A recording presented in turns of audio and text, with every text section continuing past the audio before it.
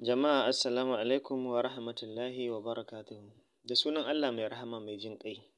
A yau za mu fara karanta muku littafin baƙin hali na Khadija Kyauta. Fahima, Fahima, wai me kike yi ne a uwar ɗakin nan? Ina ta faman kiran ki tun ɗazu shiru. Fahima tana daga cikin ɗakin ta amsa da cewa, Umma ni gani nan fitowa. Ta fito tana gyaran ɗaurin zanin da ke jikinta, ta ci gaba da cewa, Umma ni ina ƙarasa ninke kayan wankin can ne. Kin san in na bar su a wajen zai zama na yi wankin banza. Ga ɗakin ya kuma cushewa. Ɗakin ne kamar zuciyar talaka a ƙuntace. Umma ta ce, gode wa Allah ma da ya baku shi. Da ba a cikin bukka kike ba? Ba mu samu matsayin ɗakin ba. Ni wuce ki daka wa malam ƙulincin zogalensa. Kin san yana dawowa abin da zai fara nema kenan. Fahima ta yi murmushi tare da cewa Allah ya huci zuciyarki Umma ni. Bari in je in yi dakan. Tana dakan tana cewa, Baffanmu kenan. Shi kam da ka ba shi naman kaza, gwanda ka haɗa shi da kuɗin zogalensa. Ta ƙara shi maganarta tana ci gaba da dakan ƙulinta. Umma ta ce, cimar ɗan karkara kenan. Ya fiye masa da lashe-lashen da ba zai ƙosar da shi ba. In ko ya cika cikinsa da kwaɗin ramarsa ko zogale, sai ya wuni shan ruwa. Sallamar Afra ta katse musu hirar wadda ta dawo daga Islamiyya. Da sauri ta ƙaraso ta karɓe tsintsiyar da ke hannun Umma da ta fara shara da ita ta ce, Umma kawo na yi shara tun da na dawo. Umma ta ce, a'a Afra, daga dawowarki je ki huta na tattara wajen. Haba Umma me amfanin hutun nawa? Ke kuma kina aiki ga Anti Fahima tana yi, ni kuma in zuba muku ido. Aiki ya kamata ki huta tun da kin haifi masu taimaka miki. Umma ta sakar mata tsintsiyar tana cewa, Allah dai ya yi muku albarka, ya ba ku masu yi muku kuma. Fahima ta yi murmushi ta ce, wallahi Umma ina so in ga kina yi mana addu'a, sai in ji daɗin samun uwa irinki. Umma ta yi dariya tana cewa, to ai ita ce gatan tsakaninmu da ku. Bayan sallar isha suna zaune a tsakar gida sun shimfiɗa ƙatuwar tabarma kaba. Suna cin haɗaɗɗen tuwon dawarsu, wanda ya sha miyar busasshiyar kuɓewa, ga man shanu da yajin daddawa. Suna ci ciki da nishaɗi da walwala. Malam Adamu mahaifi ga su Fahima ya shigo gidan tare da sallama. Fahima da Afra suka miƙe da sauri suna faɗin, Baffa sannu da zuwa. Ya yi murmushi cikin nishaɗi ya ce, yawwa yaran Baffa. Ya nemi guri ya zauna a kan tabarmar. Ya miƙa wa Afra ledar da ke hannunsa yana cewa, Afra wanke mana ɗatar nan mu tauna. Afra ta karɓo cikin sauri ta nufi bakin rariya. Umma ta ƙaraso ga malam hannunta riƙe da kofin silba. Ruwan randa ne mai sanyi a ciki. Ta miƙa masa tana faɗin, sannu da dawowa malam. Ya kafa baki a kofin ya sha sosai, sannan ya goge baki tare da godiya ga Allah. Ya kalli Umma fuskarsa cike da murmushi yana cewa, na gode Dije sannunki da gida. Umma ita ma ta yi murmushi ta ce, Malam ai kai ne da godiya, da a kullum kake ƙoƙarin nemo mana abin da za mu ci. Allah dai ya ƙara buɗi. Malam ya amsa ya ce, amin Dije. Afra ta wanko ɗatar ta zubo a roba ta ajiye a kusa da malam. Ya ce, a'a Afra, ku ɗauka ku ci mana. Ai dan ku na sayo. Ba na son in shigo hannuna haka nan. Suka ɗauki ɗatar suna ci. Umma ta ce, yau ko malam ka yi saurin baro gurin aikinka. Malam ya ce, wallahi yaron nan Audu ne ya zo da wuri ya karɓa aikin. Don ko dawowar Alhaji ma yau ban gani ba. Na san sai ya dawo ya yi ta jigiyata. Fahima ta ce, ai gwanda haka babba. Mu ma mun fi son ganinka a kusa da mu. Afra ta ɗora da cewa, Allah ma ya kusa yaye maka wannan aikin mai wahalar gaske.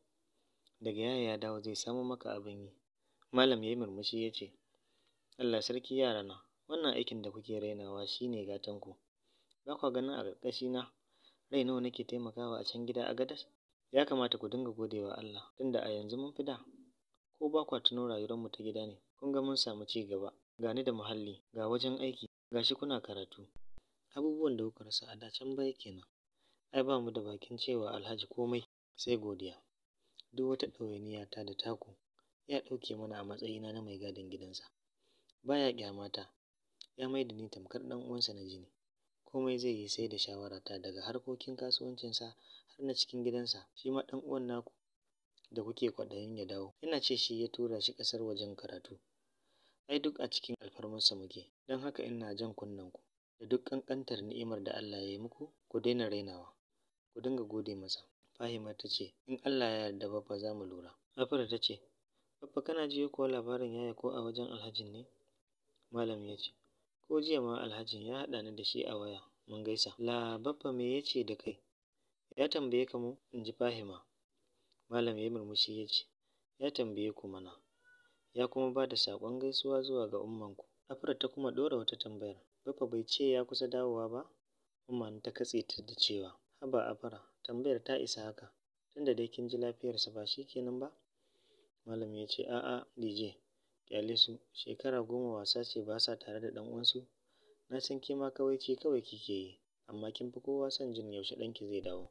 Ko ni kaina na ƙagu in ga yarona a kusa da ni, amma ku ƙara haƙuri zai dawo cikinmu nan ba da jimawa ba. Umma nan ta yi ƙasa da kai tana faɗin, Allah ya nufa. Falon ya tsari iya ƙarshen haɗuwa. In ban da ɗumin AC babu abin da ke fita daga cikinsa. Kana kallon irin dukiyar da aka narka a cikinsa ka san arziki ya zauna da ƙafafunsa a cikin gidan. Tana kwance a kan cinyar uwar, yayin da uwar take ta faman shafar kanta tamkar wata jaririya. Ita kuma sai shagwabarta take zubawa san ranta. Wayar da ke gefensu ta hau ƙara, alamun kira ya shigo. Budurwar yarinya mai amsa suna Latifa ta sa hannu ta ɗauki wayar, ta kara a kunnenta. Da sauri ta miƙe, har tana tura uwar tata. Hajiya Libna ta saki baki tana kallonta, inda sabo ta saba, don wannan ba wani abu bane a wajenta. Latifa ta shiga zagayen falo cikin walwala take amsa wayarta. Ta ɗan daka tsalle tana faɗin, don Allah Maiwan ka daina tsokana ta. Da gaske ka dawo? Ta ɗan tsahirta sannan ta ci gaba. To shi kenan, ka bani nan da minti 10 ga nan zuwa. Ta cillar da wayar kan kujera, ta tafi da sauri ta rungume Hajiya Libna. Mam, ki taya ni murna, Maiwan ɗina ya dawo, shi kenan ba zai sake nesa da ni ba. Hajiya Libna ta faɗaɗa murmushi akan fuskarta ta ce, amma na yi farin cikin dawowar Nuruddin, ko don kukan da ake yi min kullum na rashinsa a kusa. Latifa ta fashe da dariya, kai mam, banda tuna baya. Ta miƙe da sauri, mam bari na yi sauri na shirya, na ce masa ga nan zuwa, kin san shi da saurin fushi, kar ya ga na jima ya ƙi saurare na. Shigar ta ɗakin da fitowa ba ta yi minti 10 ba, sai gashi ta fito tana faman bulbula ƙamshi tamkar an yi mata ɓarin turare a jikinta. Hajiya Libna ta bi ta da kallo tana murmushi. ‘Yata kin yi kyau da yawa. Allah ya sa Nuruddin ya yaba da wannan kwalliyar, don ba ƙaramin kyau kika yi ba. Latifa ta yi dariyar jin daɗi ta ce, ai mam na san na gama hargitsa Nuruddin a yau, domin na yi shigar da ya fi so, wato shigar ƙananan kaya. Ta nufi ƙofa tana cewa, mam, in na wuce 10 na dare a can zan kwana. Hajiya Libna ta ce, a'a, ki dai yi ƙoƙarin dawowa komai dare ki kwana a gida, don kin san akwai wannan munafikin tsohon, irinsa na kanmu. Yanzu Alhaji na dawowa zai tare shi ya faɗa masa abin da aka yi da ma wanda ba a yi ba. Bar ganin baya ƙasar ga rikodin ɗinsa nan a zaune. Latifa ta zumburo baki, haba mam, haka kawai don wani munafikin tsoho sai a hana ni abin da raina yake so. In abin ya dawo ba sai ki ce masa gidan ƙawarki na je na kwana ba. Ni fa ba za a hana ni shaƙatawa ta ba, na dai faɗa miki a can zan kwana. Tana ƙarasa maganar ta fice daga falon. Hajiya Libna ta bi bayanta da kallo har ta ɓace wa ganinta, sannan ta yi gajeren tsaki ta ce, ke ‘yar nan, mawar ƙuruciyarki, ba zan takura miki ba, ko ni na samu sarari, babu abin da zai gagare ni. Alhaji Bashir Dutse ɗan asalin jihar Jigawa ne, a nan iyaye da kakanninsa suke.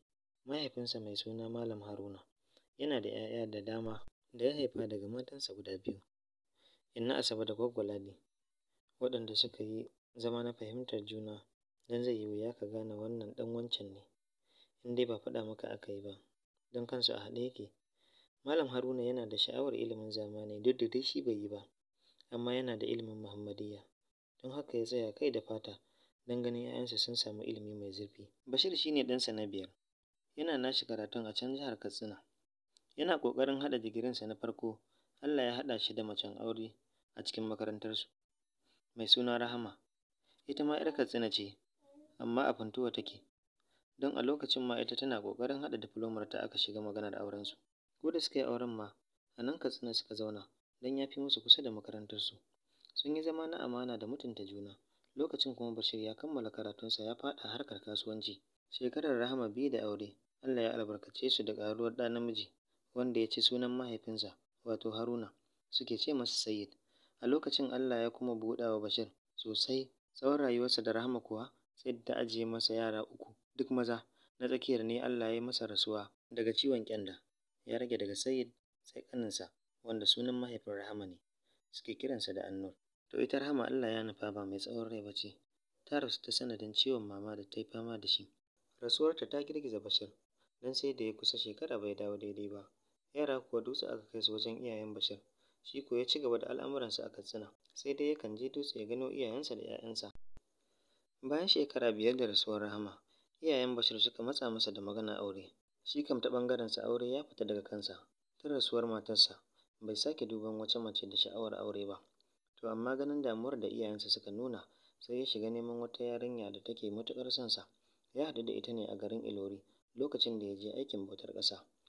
Ta jima tana bibiyarsa ko bayan da ya dawo gida, har Katsina ta biyo shi, amma shi a lokacin sam bai ji ta kwanta masa ba, don akwai tsantsar rashin tarbiyya a tattare da ita, ga tsabagen rashin kunya a cikin idonta.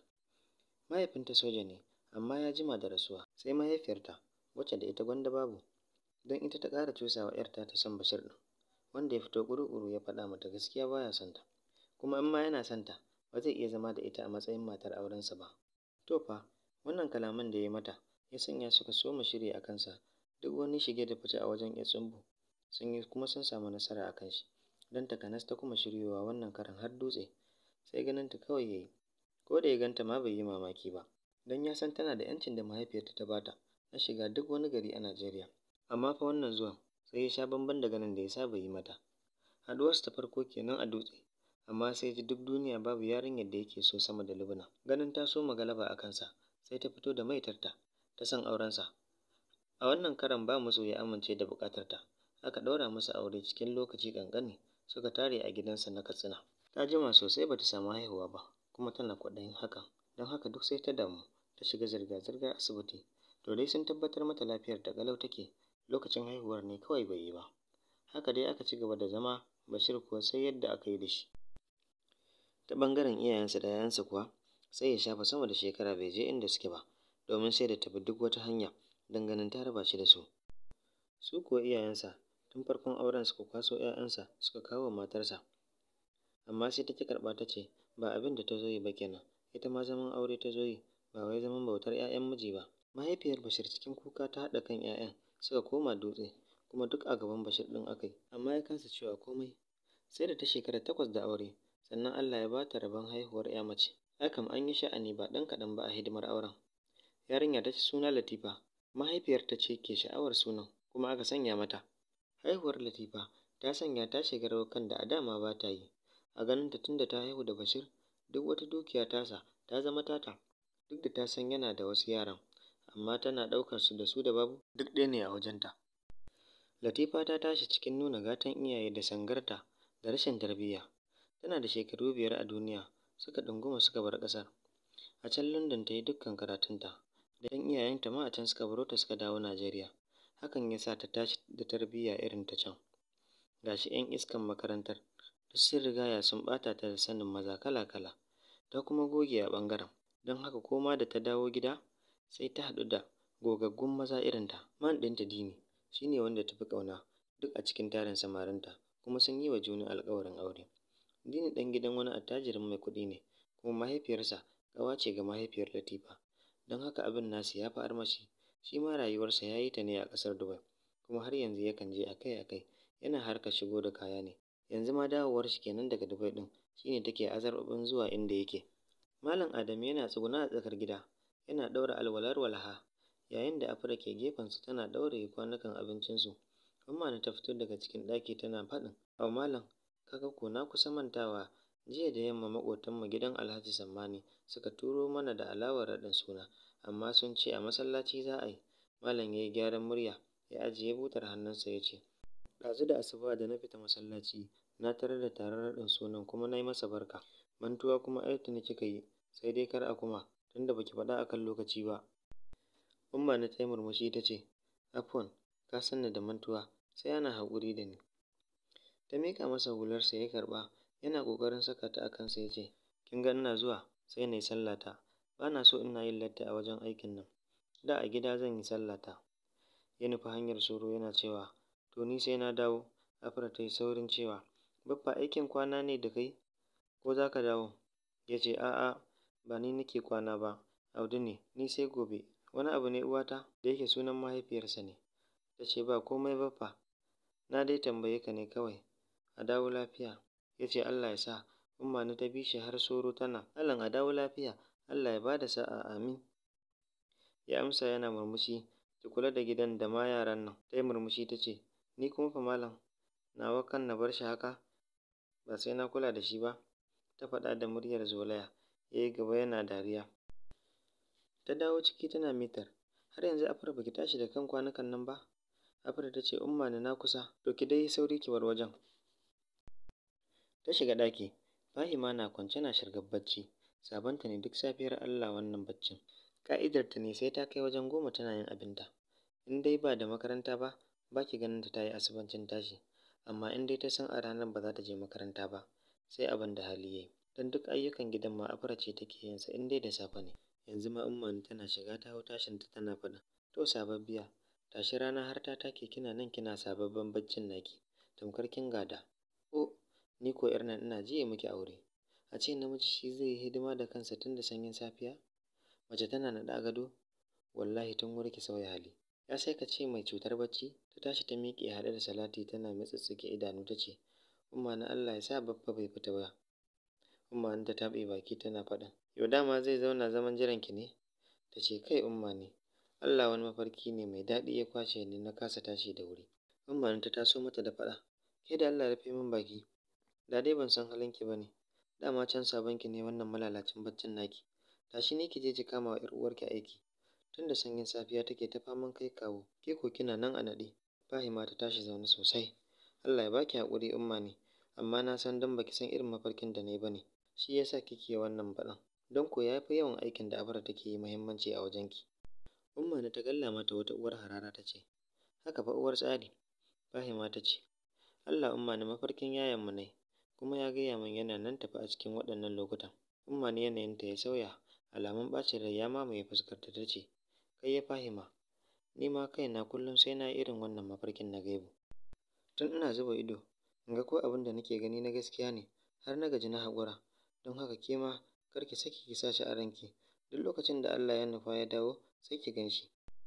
Ni dai fata na Allah ya sa duk inda yake yana da rai da ƙoshin lafiya, to na san muna ransa, inda rai da rabo, kuma za mu gana. In kuma ya riga mu gidan gaskiya, Allah ya ji ƙanshi. Ta ƙara shi maganar ƙwalla ta cika mata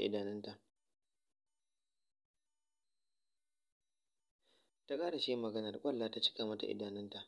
Da sauri ta fice daga ɗakin. Afra da ke tsakar gida ta jiyo komai, ta bi bayan ummar tasu da kallo, wadda ke ƙoƙarin shiga ɗakin babansu. Ta san kuma kuka take, ta yi kamar ta bi ta ɗakin, sai kuma ta ga in ta bi ta, wani ɓacin ran za ta tarar. Fahima ma ta fito jikinta salaɓe, haka dai suka dinga aikin gidan duk zuciyarsu babu daɗi. Har suka kammala girkin rana, amma umma ba ta fito ba. Don haka da suka ji shirin ya yi yawa, sai Afra ta janye labulen ɗakin. Can suka hango ta a kwance a ƙasan leda, baccinta ma take cikin kwanciyar hankali. Suka mai da labulen suka rufe. Afra ta ce, shirin nata ne ya yi yawa, ai sai kai zaton ba lafiya ba. Fahima ta kaɗa kai ta yi ƙwafa. Duk ba wani ya jawo mana wannan matsalar ba, sai wannan alhajin. Da ya bar mana ɗan uwanmu a kusa da mu, ai da ba mu shiga wannan bala'in ba. Wa ya sani ma ko sai da shi ya yi.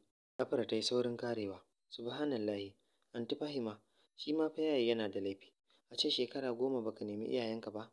Fahima ta ce, ke kuma ba sai yana cikin hayyacinsa ba. Ni fa na fi ɗora wa alhajin laifi. Afra ta zuba ga uban tagumi sannan ta sauke da cewa, ƙwarai ko da laifinsa a ciki. Ina ce tare da ɗansa zai tura su karatun, amma kalli dawowar Annur nawa. Ai da suna tare ko hotonsa ya ba shi ya kawo. Fahima ta ce, ni dama fa na fi zaton ya sai da shi ne kawai yake mana hidima da kuɗin ɗan uwanmu. Afra ma cikin jin haushin alhajin ta ce, ko kuma don ya lura iyayen namu ba masu son rigima ba ne, shi ya sanya ya karɓi ɗansu ya bar su da tunani. Ai wannan gara ma ya fito ya gaya musu gaskiya, tunda ya san ba su da kuɗin da za su ja da shi, sai kawai su bar shi da Allah. Umma da ke bacci a ɗakin, tuni ta farka, kuma tana jiyo duk tattaunawar da suke yi a kan yayansu. Har ga Allah, ba ta taɓa kawo wani zargi a ranta game da ƙin dawowar ɗan nata ta ɗora wa alhajin ba. Don haka ma ya zama dole ta ja wa yaranta kunne, kada magana ta je kunnensa. Ta san ba zai taɓa jin daɗi ba, domin shi ya yi taimako ne saboda Allah, kuma su ma sun san da haka. A yau anan za mu dakata da karanta muku littafi mai suna Baƙin hali, wanda Khadija Kyauta ta rubuta. A dakaci zuwan shiri na gaba. Kar ku manta ku danna subscribe tare da ƙararrawar sanarwa domin samun sababbin shirye-shiryenmu.